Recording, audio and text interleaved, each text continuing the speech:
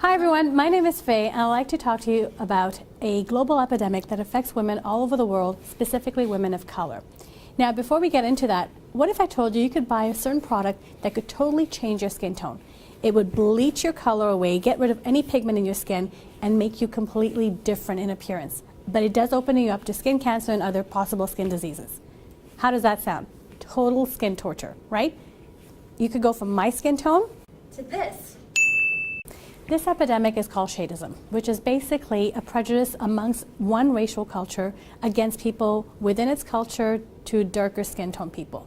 So basically, light-skinned people within the culture against darker skin tone people within that same culture.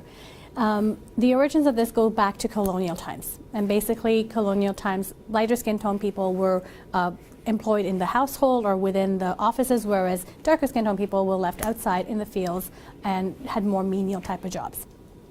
In today's world, cosmetic companies have a huge part to play in how they've propagated this myth even further, that lighter skin tone is better than darker skin tone.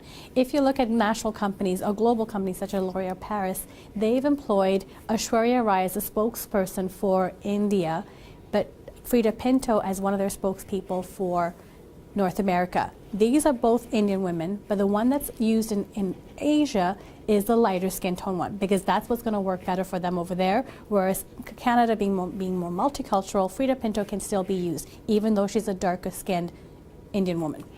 Now in terms of actually changing your skin tone, Cameroonian, Nigerian-born singer Densia has launched a brand called Whitenicious, which she promotes through her visuals of her own skin tone, going drastically from a black skin tone to a white skin tone person. Now, in terms of side effects, so what's happening today, this affects women all over the world with their own self-esteem. When you're a woman of color and you only see light people being seen in the media or as in high-end brands, it makes you feel bad about your own skin tone. And this is what cosmetic companies today have to change. Lancome recently signed on Lupita Nyong'o after she won her Oscar for 12 Years a Slave. And that is a first step in a long journey that cosmetic companies can actually change the perception of darker skin tone women and that all skin tones are equally beautiful.